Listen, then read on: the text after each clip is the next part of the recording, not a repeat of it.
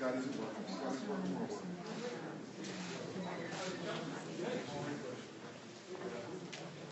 Scotty's working more work. Scotty's working it. Justin. Yeah? Good. Excellent. You guys run on second time here. I'm not running the show. I know that.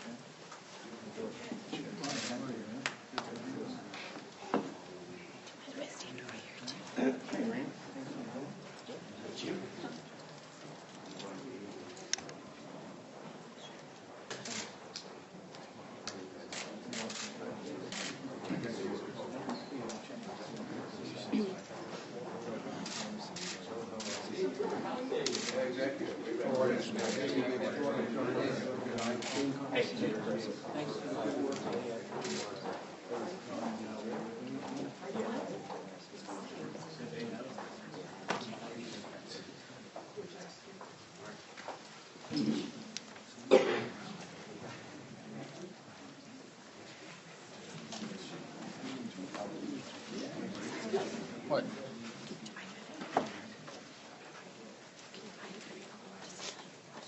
How's this? A little more? Yep. Hello, I want to thank you all for being here today. We're each going to speak for about 1 to 2 minutes, and then we're happy to take some questions at the end. We have a really important week coming up, some really important votes tomorrow here in the House. We're going to vote on a bill that will reauthorize FISA 702, which has been used to collect, store, search on Americans without a warrant. We think that is unconstitutional, hugely problematic, and we're here to defend the rights of the American people. I'm honored to offer an amendment that was introduced by Senator Wyden and Senator Paul, and introduced here in the House by Representative Lofgren and Representative Poe. It's called the USA Rights Act, and it's an amendment that will allow the government to continue its surveillance for foreign intelligence, but will provide for a protection when searching on Americans, so that when they want to collect and use data on Americans, they have to get a warrant. This is an amendment that's getting a lot of momentum. We've added a lot of co-sponsors over the last several days. We feel like we have a great opportunity tomorrow to pass this amendment on the House floor, to make a difference for the American people, to stand up for the Constitution. And our amendment stands for the simple proposition that when you want to spy on Americans, get a warrant. So with that, I want to thank you for being here, and I want to welcome Senator Wyden to the stand. Congressman, thank you. And if you just look at the group up here, I feel like I'm running with the right crowd. And from the Senate, you have 2 Democratic senators, and you have 2 Republican senators, and I think the House is pretty much in the same place. And this is a group that's dedicated to the proposition of showing that it's possible for the American people to have policies that promote both security and liberty.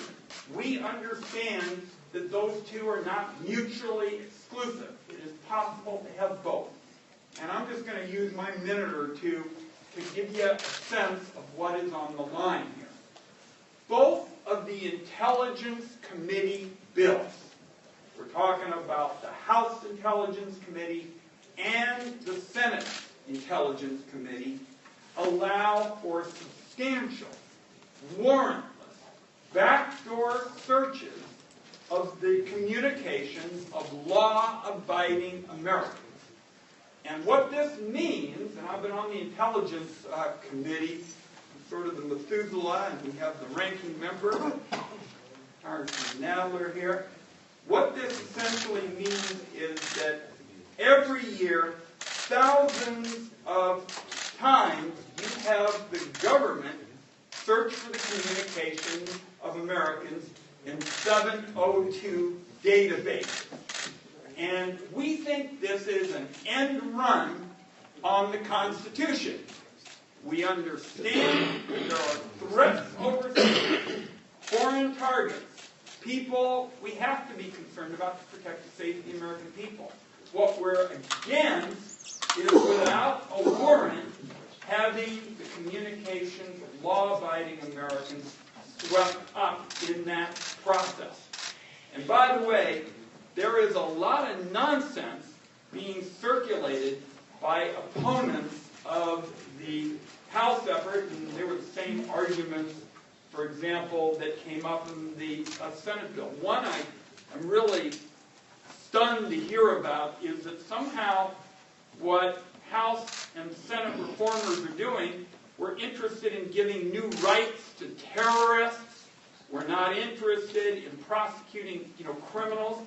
I can tell you, having been on the Intelligence Committee for 17 years, the government has never once said it needed 702 for typical crimes.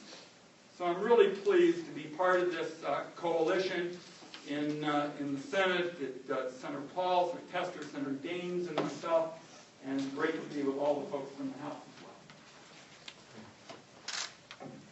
well. I am Jerry Nadler. I'm the new ranking member of the Judiciary Committee.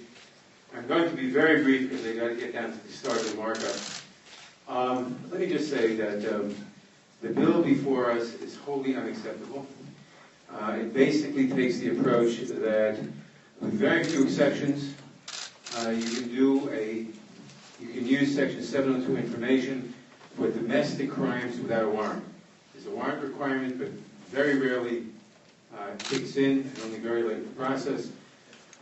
The Amash amendment, which is made in order, is far, far preferable. We will support it. And if it's adopted, wonderful. If not, we'll see where we go from there. But the bill, as stands, is completely unacceptable. Believe me, I'm sure you'll hear from all the other people here. I don't have time now. I've got to get back to my first markup of as ranking member. So thank you very much, and thank all of you for participating in this battle for our rights. Thanks to Senator Wyden and the Rev. Nadler, and I want to welcome Senator Paul.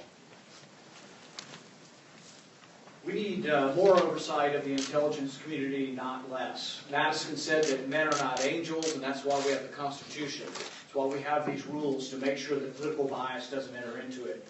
We've had accusations recently of maybe bias at the FBI, maybe bias at the Justice Department. We need to make sure, because men are not angels, that there are rules. We allow information to be gathered on foreigners and foreign lands without the Constitution. Most of us are okay with that. The Constitution really isn't guaranteed to everyone around the world. It's guaranteed to us here. But the thing is when you gather information from foreigners in foreign lands without the Constitution, that information is not gathered with constitutional protections and should never be used against Americans. This is a bedrock principle of our country. It's what brings Republicans and Democrats together, is that the Bill of Rights requires that information be gathered under the Fourth Amendment with probable cause, naming the person, naming the papers. So we want the Constitution to apply to Americans. In Section 702, we don't know because they won't tell us, but we believe there are millions of pieces of information on Americans in that database. That should not be looked at without a warrant, but even with a warrant, should not be used for domestic crime. This should be about terrorism, about foreigners and foreign intelligence. I think we've got a great chance here. We've got a great coalition, and my hope is that the Amash Amendment will pass and that it will come to the Senate. We'll have a chance there. Thank you. I'm Zoe Loughlin from California. Now, this is an important day for the Congress and for the country. This is a collection of people who may not agree on everything, but we do agree on the Constitution. When we take our oath of office, we don't say we defend the Constitution when it's convenient, when it suits us. We say we're going to protect the Constitution. And that's what this is about. Section 702 permits the collection of information about Americans. And it's not metadata, it's content. We can't talk about the scope of the collection because it's classified, but I will say this, it is a lot of information. A lot of information, and because of the architecture of the internet, it is vast amounts of information, content, phone calls, images, videos, emails of Americans. You want to search that? You need a warrant. And I think this amendment is essential. Thank you. So thanks to Senator Paul and Rep. Lofgren. I now want to welcome Rep. Ted Poe. Thank you, Justin. I'm Ted Poe. I'm from Texas. I'm a former judge. And I am very concerned about that sacred document, the Constitution, and the Fourth Amendment, the right of privacy of Americans.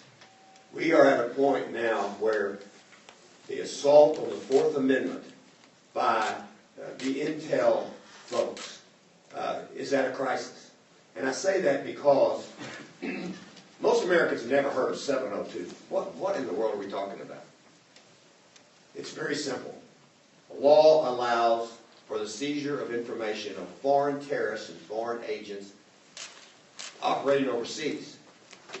And it's to go after those bad guys. But data is seized on Americans. And it is a lot of data. And I say that because the Intel Committee, the Justice Department, after numerous requests by the Judiciary Committee, how many times is that data, conversations, texts, emails, photographs, everything, how many times is that searched on Americans? They will not tell us. They refuse to tell us. And to me, it sounds like they're using that information a lot. And they're not doing it under Fourth Amendment guidelines. They search it without a warrant. There's actually two searches. There's a search to see who's in there. Then there's they call that a query. That's a search. And then there's a second search that goes in and actually seizes the information. And what they do with it, we don't know. But it's in violation of the Fourth Amendment. So, if you want to do that, if government wants to invade the privacy of Americans, then follow the Constitution. Get a warrant from a real judge stating probable cause, and then go search that information. Otherwise, don't search the information at all. It's an interesting phenomenon that has occurred. Because normally, when I was a judge, and most judges, a warrant is brought to them to search. After the search, then they seize the material. Under 702, the items have already been seized by government. Then they want to come back and search it. And under this amendment that was first introduced in October of last year, several of us introduced that, and that is now part of the made an order in the House, follow the Constitution. The right of privacy is sacred. Most countries don't have the Fourth Amendment, but we do.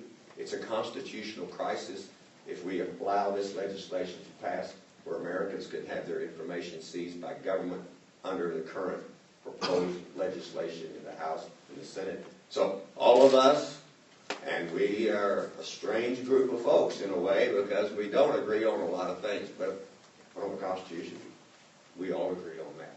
So let's protect it. Let's pass this amendment that has been made, ruled in order in the House of Representatives. Thank you to Rep. Poe, and I want to welcome Senator Daines. Thanks, Justin. Senator Paul referenced James Madison, and quoted that men are not angels. I think as we've been watching Washington, D.C., the American people are very aware of that, what's been going on in this city for the last several years. In response to the attack, 9/11 on American citizens and the values our nation stands for, the U.S. government has changed its way it tracks down terrorists. Section 702, FISA, is one of these changes, which allows the government to monitor certain conversations on the internet and on phones without warrant. Congress intended these changes to promote the safety of the American people and their freedom, but not to diminish it. Montanans should be able to talk on the phone, to send messages to their friends and loved ones without fearing the government will collect data on these private conversations. The 702 program is an important tool to prevent future terrorist attacks, but it is a very powerful tool and must not be used at the expense of the Americans' privacy and their civil liberties. We need strong oversight. We need strong reforms to prevent it from being misused. The USA Rights Act makes these necessary reforms and makes strides towards protecting the privacy of the American people. We have a responsibility to make sure the privacy of the American people is protected. It would be irresponsible and a breach of our duty to rush reauthorization of the program through Congress. Without careful oversight, without accountability, the power of this magnitude is too easily abused. That's why we must do our due diligence in debating this program and make sure it does not stomp on Fourth Amendment rights. Thanks, Senator Daines, and I'd like to now welcome Senator Tester. Thank you, Justin. It's great to be here. I'm going to tell you, as you probably already figured out, this is about protecting law-abiding citizens' privacy. That's what it's about. When the terrorists attack the United States and continue to try to, some in our bodies said, you know what, privacy doesn't matter. We'll just sacrifice it. Thus the advent of searches without the judge's authorization. That's wrong. The USA Rights Act will fix that. And I will tell some of you might say, well, you know, people aren't talking about this.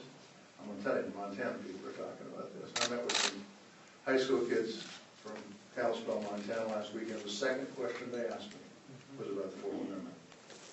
People are concerned. They're very concerned, and we need to be able to protect our citizenry, but we also need to protect the privacy of the law-abiding citizens of this country. The USA Rights Act is the right way to do it. Justin, I hope you get that amendment put on the bill today or tomorrow or whenever it comes up. And as Rand said, then it falls on the Senate side, and we've got a lot of R's and B's up here, and getting a hold of Senator McConnell to make sure we get a good vote on this is going to be critically important moving forward. This is an important issue, and the time has come to say, look, just follow the law, follow the Constitution. Thanks, Senator Tester. And now I'd like to welcome Rep. Jordan. Thank you.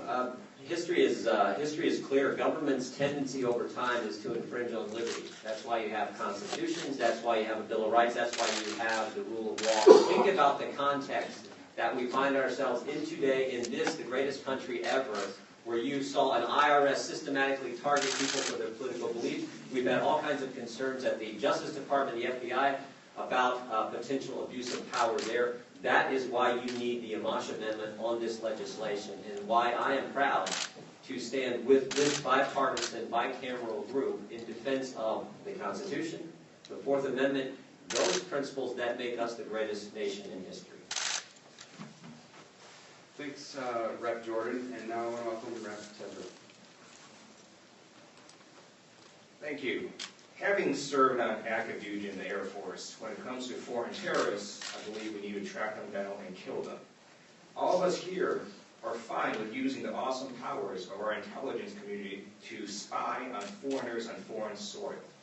But when it comes to spying on Americans, if you want to use those extraordinary powers, you've got to follow the Constitution, which means you need a warrant, and that's why I'm a proud co-author of Rep. Amash's amendment. And at the end of the day, this is very simple.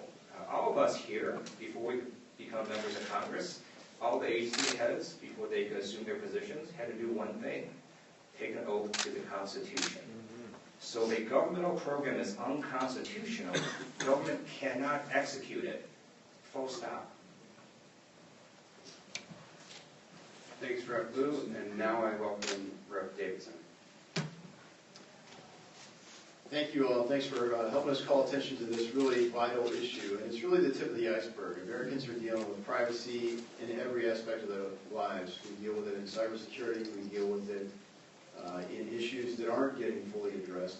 And here we're dealing with privacy of American citizens with respect to their government. In every instance, the citizen, it's your data. You should be in control of who accesses your data.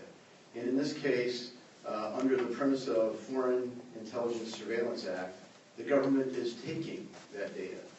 And it's very important to do that for national security reasons, for foreigners. And incidentally, many pieces of data are collected about Americans. And so, rather than a more aggressive system to say, we're just deleting, we could write automation that would say, since this is about an American, it's just deleted, it's discarded. This is a bipartisan compromise that keeps the data collected. It provides a way for the government to search this information, should they need to. But the missing link is, we need a warrant. The Fourth Amendment does not have an asterisk by it. The Fourth Amendment is not meant to be abridged by this act. And Amash's amendment in this bipartisan compromise is a step in the right direction towards preserving the Fourth Amendment. So I fully support it. Thanks, Rep. Davidson, and I'd like to welcome Rep. Sandberg. Everything's been said, but let me just add two observations. One, at a time in Washington when people believe that bipartisanship is impossible, I think it's telling, as Representative Jordan just pointed out, that you have not only a bipartisan but a bicameral group in support of this particular measure. The second point I think is this, which is liberty without civil liberty isn't liberty. I mean, fundamentally what joins this group is recognition of that fact. Our founding fathers recognized that fact when they built in the Fourth Amendment and its appropriate safeguards.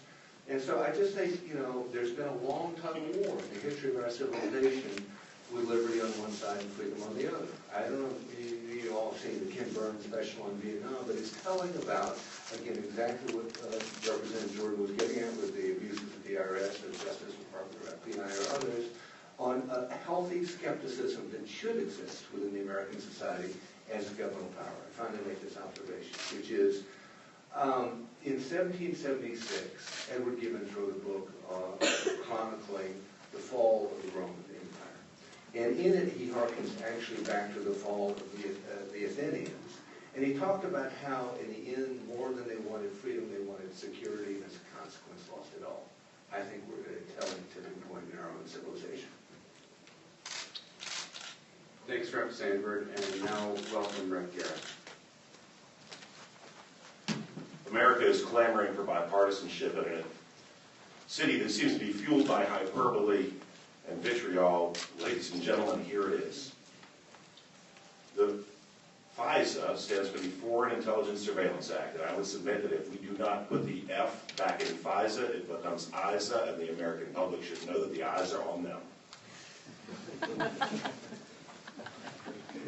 In one short year, this body has attacked health care problems, tax cuts, we've eviscerated ISIS, and I would submit that this is the single most important piece of legislation that's occurred since I've been here. And here's why. We've had a number of members from both sides of the aisle discuss the fact that this implicates the very meaning and essence and import of the Fourth Amendment to the Constitution of the United States. I would submit that due process, be it Fifth Amendment or 14th Amendment, is tangentially also swept up in that process. So 3 amendments to the Constitution are essentially under attack, and we do not need to speculate as to what will happen because in 2015, the Washington Post reported that the communications of members of Congress were swept up in foreign intelligence surveillance wiretapping of Israeli targets. So it isn't something that's hypothetical, it's already happened, but it isn't about Congress, it's about the American people. It's about fundamental ideals that undergird who we are as a nation. It's about the Fourth Amendment. It is, I would argue, tangentially about the Fifth and 14th Amendment. It is about the nature of the rights of citizens in a country that calls itself free. And so while during my tenure as a prosecutor I was known as relentless and hard-charging, and while I understand the import of the tools of law enforcement, I think it's important to quote a person far more intelligent than myself who suggested that those who would sacrifice liberty for security deserve neither and will lose both. It is an honor to stand next to these ladies and gentlemen from both sides of the aisle in both chambers to defend the undergirding principles that make us American. Thanks, Rep. Garrett. And we've had some other members who have joined us here, and if any of them want to add anything, happy to have you come up now. So I want to thank all of my colleagues for their support on this amendment. I want to thank especially Senator Wyden and Senator Paul for really getting this moving by introducing it in the Senate. And we have a real opportunity here to get this passed in the House tomorrow. We need to pass this amendment. We need to protect people's rights. And I want to thank all of the bipartisan co-sponsors of the amendment. We have a lot of people who aren't here who are co-sponsors of the amendment. I've never had a situation where it was so easy to get co-sponsors, frankly. We went and talked to people about this amendment, and co-sponsors came flying in. We have over 40 co-sponsors that we gathered in a very short period of time. So we've got a lot of support. I want to thank all the members who are standing with us in defense of the Constitution and defense of people's rights. And with that, we'll open up for some questions. Thank you.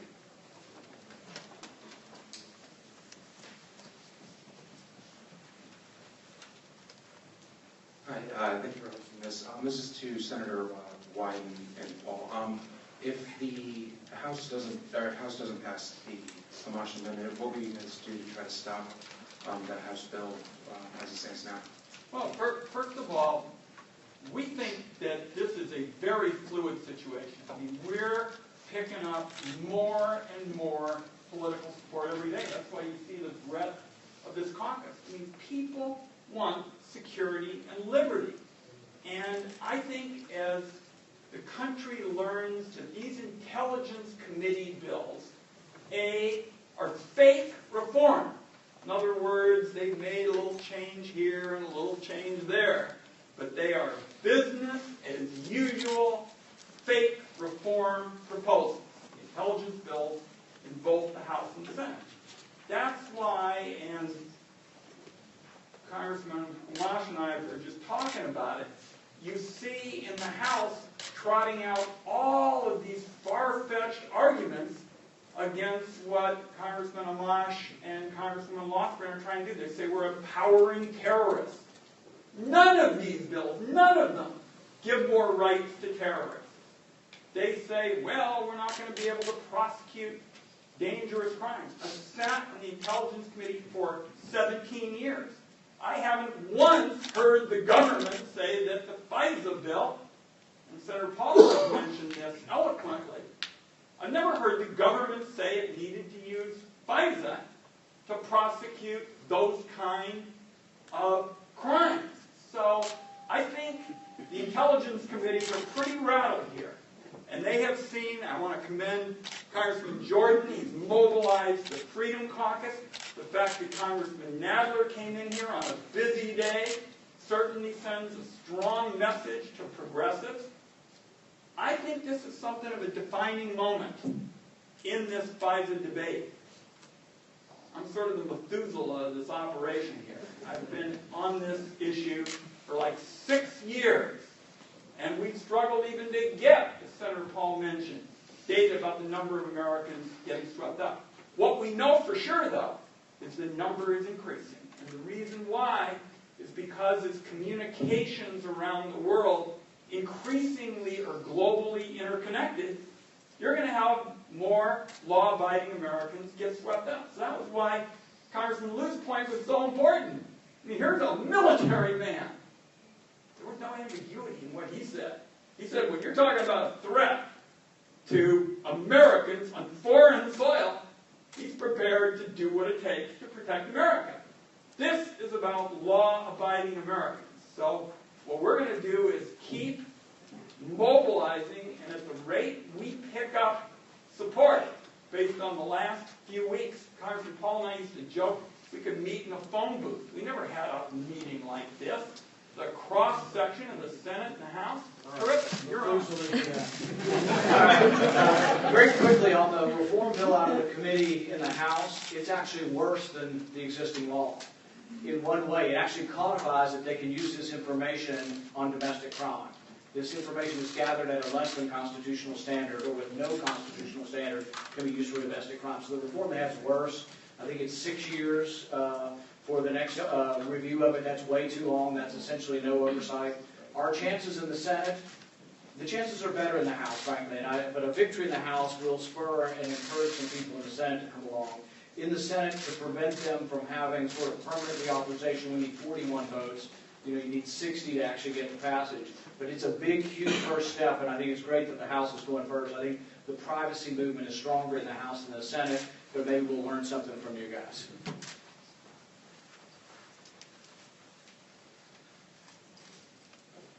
I've asked Senator Wyden this question, so I won't direct it at him again, but for you, Senator Paul, you've drawn a red line at a permanent or long-term extension. You haven't drawn a red line at any particular policy area. Would you be willing to filibuster a bill on the Senate floor that didn't say include a warrant requirement that was 4 to 7 years long? Yes, it has to have a warrant requirement, and really the information that's gathered with a less than constitutional standard should not be used in domestic crime. And you're willing to filibuster that? Yes.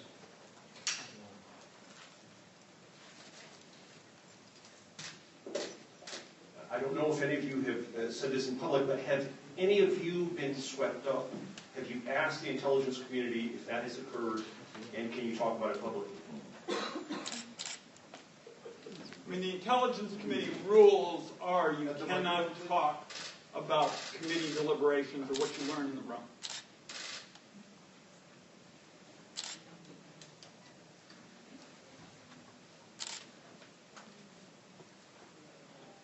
Thank you, Mark Matishek with Politico. Quick question, if the two chambers are unable to get on the same page by the 19th, what is the appetite here in the room for another short-term extension of 60 days, 90 days, a year? Under the existing FISA law, it specifies if there is an order, that order remains in effect even if the underlying law has expired. There is a FISA order that goes through April. And so even if we were, for example, not able to pass the Amash amendment tomorrow and to defeat the bill, the order would remain in place through April. So they would not go dark. So knowing that, we do have some capacity to work through these issues.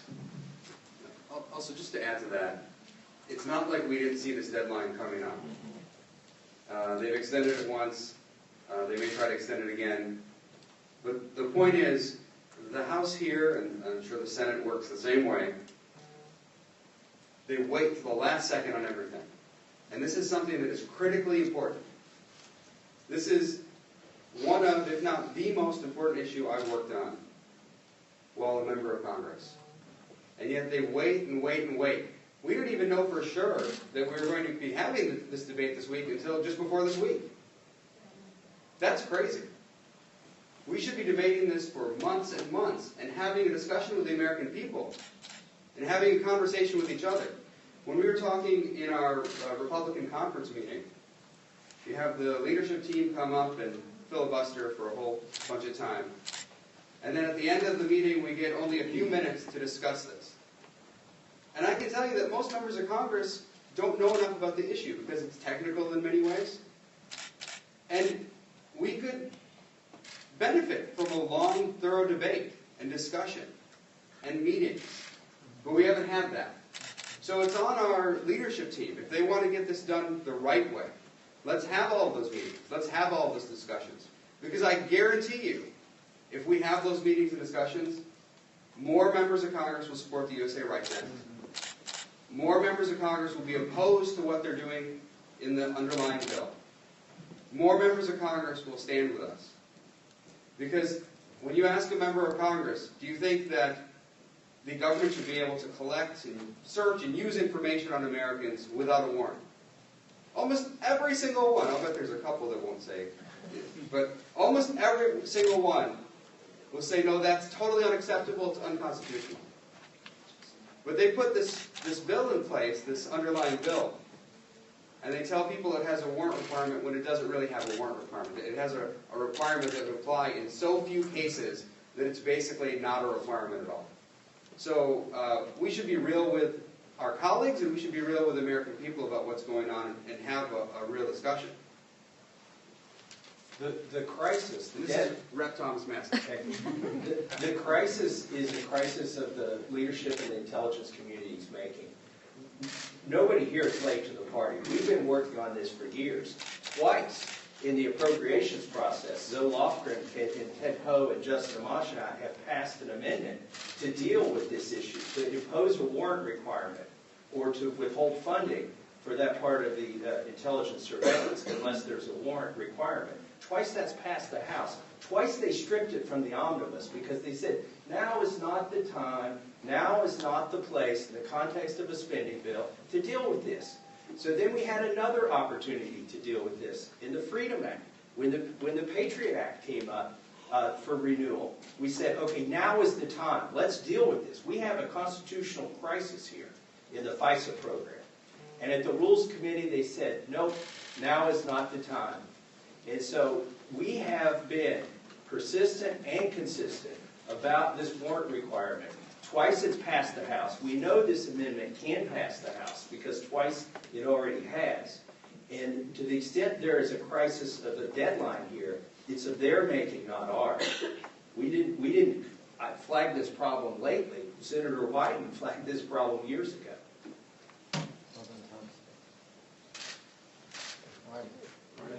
All right, with that, I wanted to say thank you to everyone, and see you today and tomorrow. Thanks.